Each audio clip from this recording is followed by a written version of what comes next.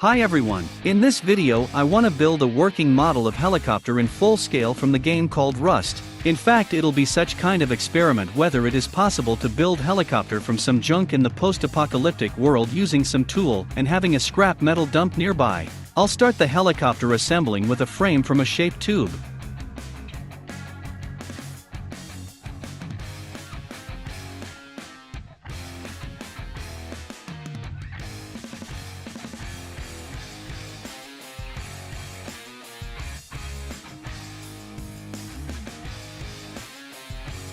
After the frame base is ready, I'll weld the edge of the girder to it to which the propeller will be attached. I'll weld another pipe to it for the tail.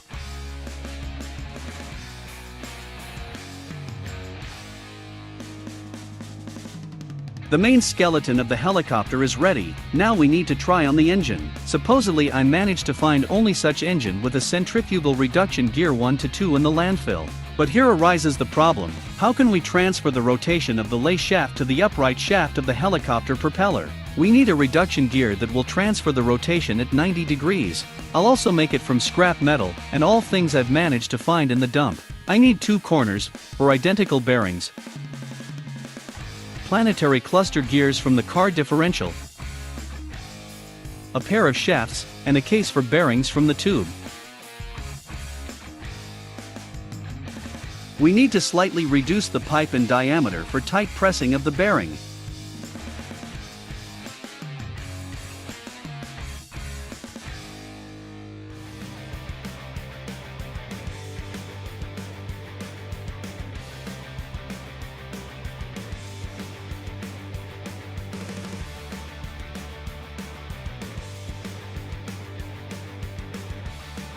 I will use the press to put the planetary cluster gear on the shaft, while the press fitting the gear itself cuts the splines on the shaft.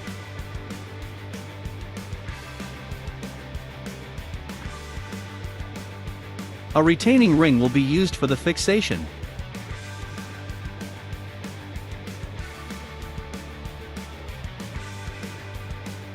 The ready detail should be pressed into the case with the bearing.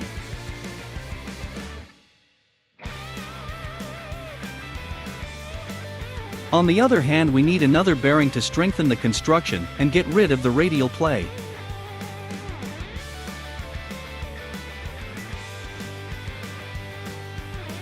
The second part will already contain a small planetary cluster gear which has no splines. In order it couldn't rotate on the shaft, I made the slots for the roller spline on the details.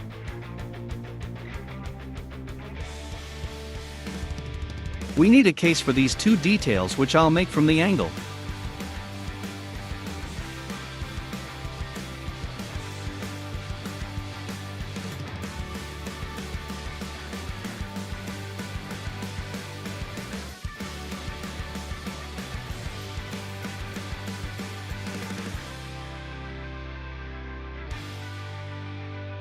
I welded covers on the sides and got angular reduction gear. This is how the rotation will be transferred to the propeller with a reduction 1 to 2.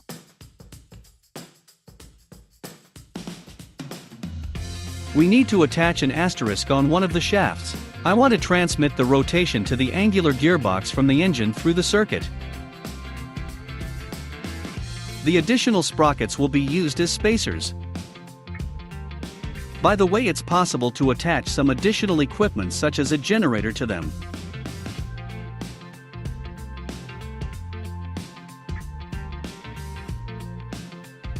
The reduction gear case will become a connecting link of 2 parts of the girder. I'll weld its case to the earlier welded pipe. I'll put the platform for the engine nearby and immediately try it on.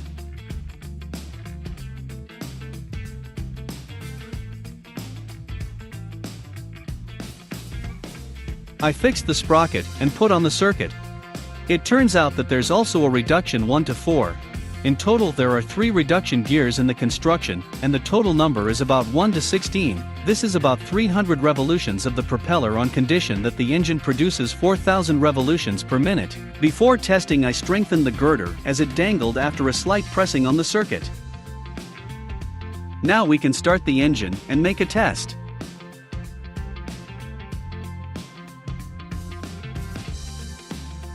It seems that everything is alright at maximum speeds, the circuit doesn't fly off and everything spins without any problem.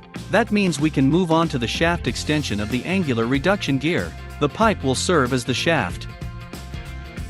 I had to sharpen the reduction gear shaft a bit so the pipe could tightly fit it.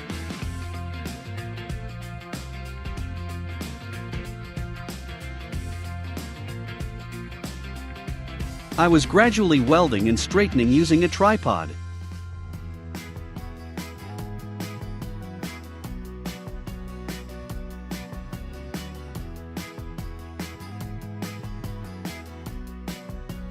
On the top of the pipe there will be an adapter rod.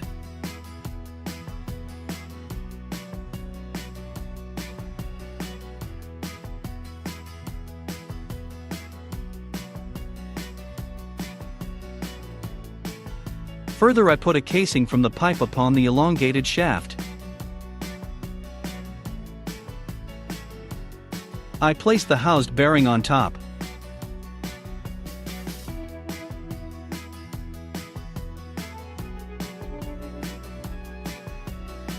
Started the engine and checked the rotation of the shaft.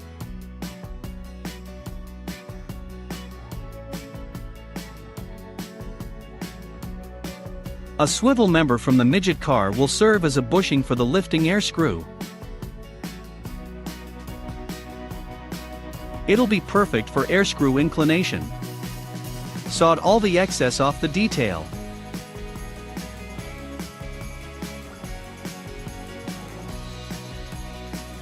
I sharpened the connector for the bushing and the reduction gear axis.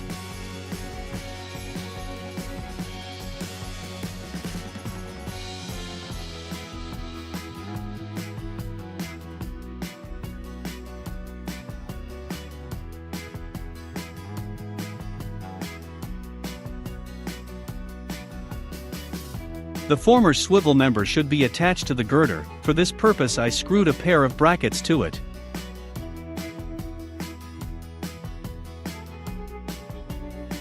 Also made a pair of brackets to attach the bushing to the girder. The bushing will be attached to the helm by means of levers, and the helicopter will be able to fly back and forward depending on the air screw incline.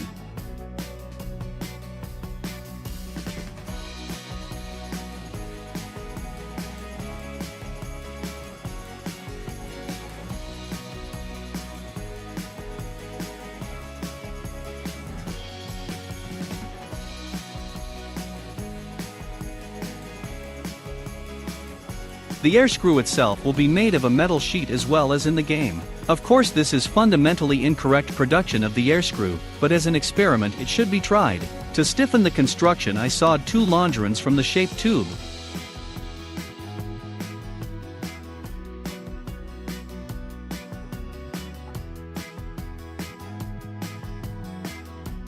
The paddles themselves will be attached to the brake disc through the tube.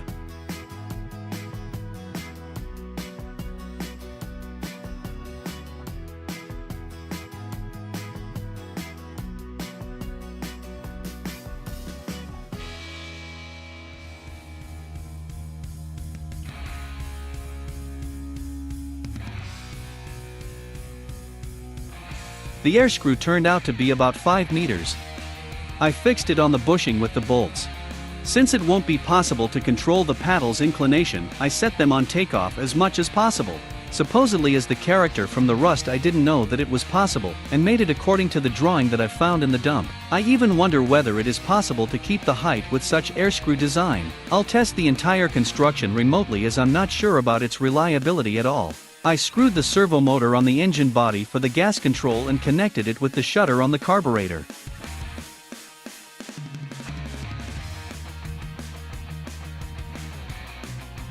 The remote control is connected and we're ready to start the vehicle. Just in case, I screwed the frame to the floor through the chain.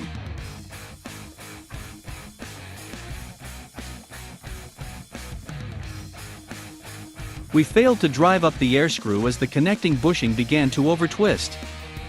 I tried to tighten it but no success, so I had to weld it to the axis.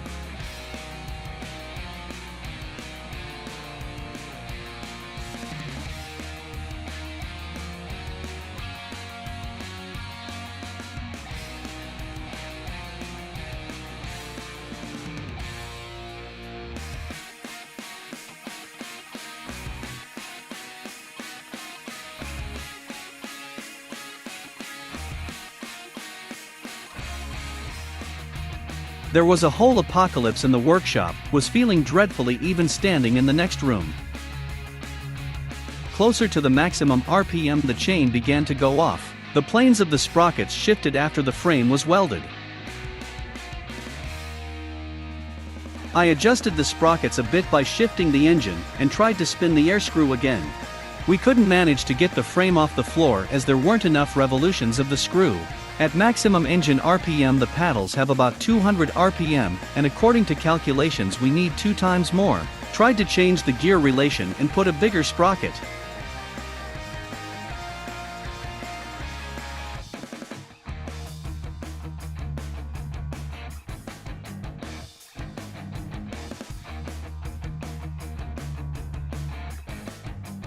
This time it was the reduction gear that crashed as all the friction clutches from the centrifugal clutch rubbed off. It needs to be replaced with a more reliable one. I've always wanted to try one clutch from the brake drum, and according to the concept it fits the project well. It's made of the brake drum of a hub and 2 blocks.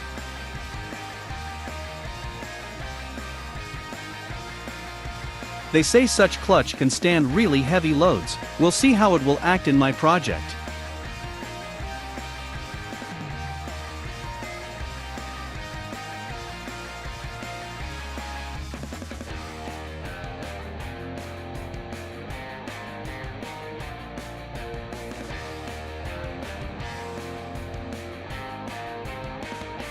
The gear ratio turned out to be 1:8, now the revolutions should definitely be enough. But it's impossible to give more than 400 revolutions, a centrifugal effort can break the air screw.